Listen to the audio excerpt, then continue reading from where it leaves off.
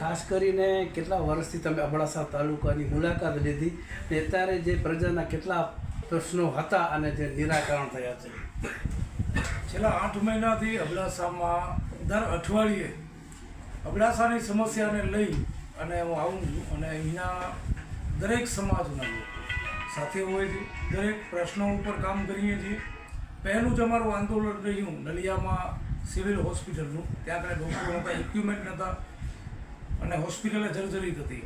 અમે આંદોલન કર્યું અને 1.5 મહિનાની અંદર જ સરકારશ્રી દ્વારા 6 કરોડ રૂપિયાની ગ્રાન્ટ ફાળવવામાં આવી નવી હોસ્પિટલ બનાવવા માટે. અને જે ઇક્વિપમેન્ટ નહોતા એ તમામ લેબોરેટરીને એ બધા ઇક્વિપમેન્ટ આવી ગયા. એ બાદ અલગ અલગ ગામડાઓમાં જઈ જ્યાં આગળ એક પણ શિક્ષક નહોતું અથવા એક શિક્ષક હતું તો તાલુકા શિક્ષણ અધિકારીને રજૂઆત કરી અને જ્યાં શિક્ષક વધારે છે ત્યાંથી એ જ્યાં ઓછા છે એવી 4 થી 5 ગામોમાં શિક્ષકો મોકલવામાં આવ્યા. ખાસ એક હાલ જ મુદ્દો છે માછીમારોનો, જે પગડિયા એકલકડી કહેવાય એ માછીમારી દૂધપાક 2 મહિના સુધી બંધ હતી.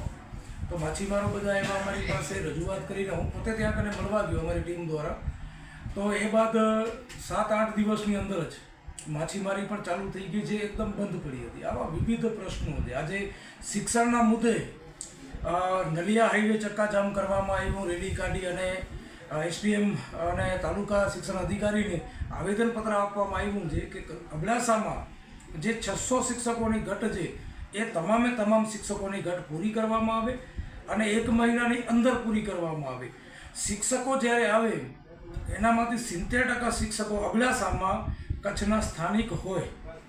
સાથે એક મુદ્દો એ પણ છે કે જે શિક્ષકો આવે છે એ સ્થાનિક કચ્છના હોય છે અને બહારના હોય છે. એ શિક્ષકો જે ગામમાં શિક્ષક તરીકે આવે એ ગામમાં જ રહે, બારે ક્યાં ન રહે.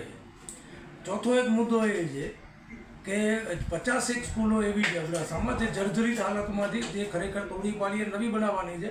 તો મારી એ માંગ છે સરકાર પાસે કે એ તમામ સ્કૂલો તોડી અને 1 મહિનાની અંદર નવું બાંધકામ શરૂ કરવામાં આવે.